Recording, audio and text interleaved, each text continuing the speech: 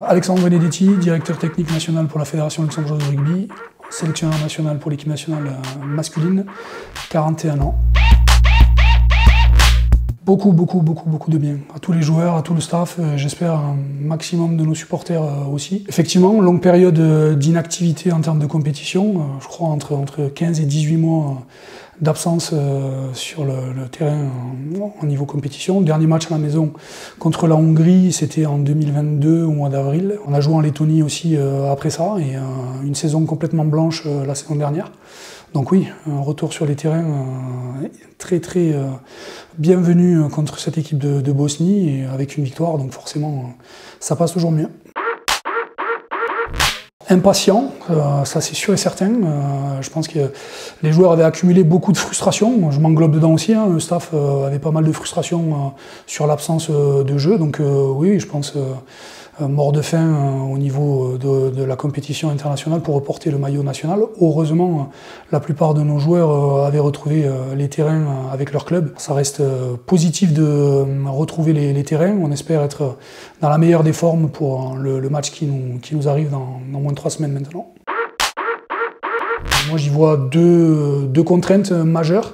La première est une contrainte financière. En contexte de crise économique, il y a pas mal de coûts qui ont augmenté, à savoir tout ce qui concerne les transports, les hébergements. L'ensemble des fédérations, et la nôtre y compris, se retrouvent un petit peu étranglés pour absorber et subir un petit peu ces coûts. Tout doit être calculé au centime près et c'est parfois compliqué de devoir se projeter du coup dans la compétition.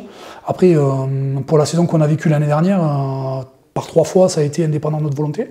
C'est notre adversaire qui s'est retrouvé bloqué, on va dire, par ces contraintes. Facile à comprendre pour nous parce que, alors, je ne trahis pas de secret, mais je pense qu'on est dans la même situation et c'est assez difficile pour nous d'absorber tout ça. Donc voilà, quand les informations sont tombées de la part de nos adversaires, déçus, mais en même temps, voilà, on savait que ça pouvait arriver chez eux comme chez nous.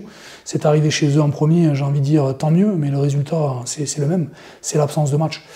Et le deuxième contexte, c'est ce conflit en Ukraine. Nous, dans notre poule, on avait la Moldavie, la Lettonie, la Hongrie, qui sont quand même des pays assez proches géographiquement de l'Ukraine et donc du conflit. Donc forcément, ça a rajouté de la contrainte à la contrainte et très peu d'opportunités ou de volonté de se déplacer, à la fois économiquement, mais aussi dans un conflit de guerre, tout simplement. Donc, voilà, les deux contraintes ajoutées l'une à l'autre font que la saison s'est retrouvée blanche quasi totalement pour notre poule, à l'exception de la République tchèque qui a pu jouer des matchs. Je pense que je ne me trompe pas trop avec ces deux raisons, puisque d'autres poules peut-être un peu plus éloignées des frontières du conflit, eux ont pu réussir à jouer certains matchs, preuve que pour nous, en plus de la crise économique, on avait ce conflit de guerre qui nous a impactés.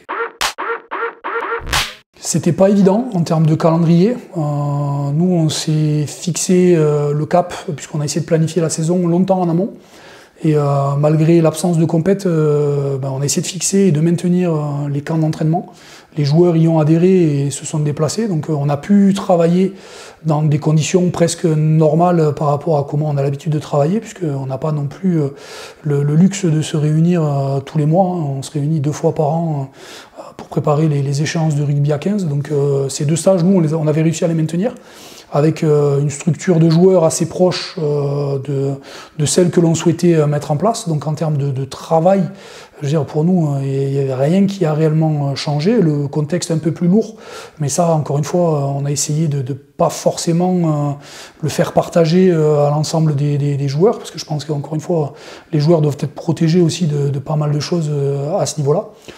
Donc on a travaillé dans des conditions normales avec malheureusement, et je pense que c'est peut-être ça qui a frustré beaucoup les joueurs, c'est d'avoir la sensation d'être informés tardivement de ces annulations, alors que dans la stratégie politico-sportive de la fédération, on a toujours eu dans un coin de la tête que l'annulation de ces matchs, ou en tout cas des imbroglios autour de ces matchs, pouvaient faire partie de notre réalité. La saison, pour nous, elle s'est déroulée comme elle devait se dérouler, malheureusement avec l'absence de compétition officielle.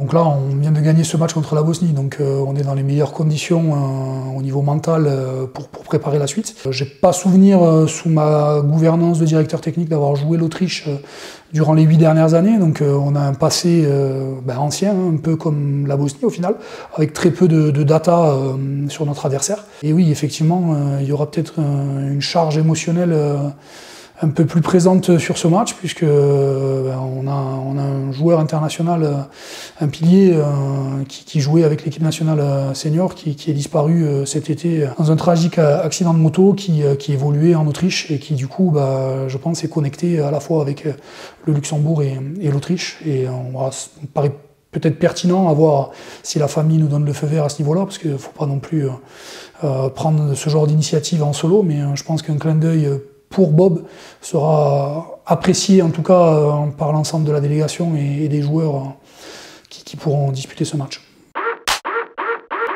Comme tout Français depuis 48 heures maintenant, je pense qu'il y a beaucoup de déceptions. Beaucoup de déceptions parce que beaucoup d'espoir aussi fondé sur une victoire en Coupe du Monde. Après, je suis surpris et déçu à double titre. D'abord parce que les Français sortent de la compétition dans un match qui a été très disputé, qui était quand même assez plaisant à regarder. Mais je suis aussi surpris et déçu de voir finalement qu'une seule nation de l'hémisphère nord dans le dernier carré. Ça me laisse aussi interrogatif sur finalement la différence de niveau entre l'hémisphère nord et l'hémisphère sud. Est-ce qu'on a vraiment progressé? Est-ce que le World Rugby Ranking est vraiment un reflet de la réalité du terrain, en tout cas dans l'instant présent? Et effectivement, je ne suis pas vraiment rancunier vis-à-vis de l'Afrique du Sud, parce que même s'ils ont perdu contre l'Irlande dans une autre belle rencontre de ce mondial, j'ai toujours été assez fan du jeu produit par l'Afrique du Sud. Certains diront que c'est très réducteur et que c'est physico-physique. Moi, personnellement, je trouve que ils ont rajouté pas mal de flèches à leur arc sur les dernières années, que ça joue de plus en plus. Et du coup, je suis plutôt supporter de l'Afrique du Sud pour le reste du mondial. Même si je trahis un petit peu mon discours, parce que malheureusement la dernière nation du Nord jouera contre l'Afrique du Sud. J'enterre pas du tout les espoirs anglais. Et dans tous les cas, si les Anglais venaient à gagner, ils ont encore en leur main le dernier espoir d'une nation de l'hémisphère nord. Et malgré le fait que je sois français, je serais très content si une nation de l'hémisphère nord venait à gagner une deuxième Coupe du Monde pour les Anglais du coup.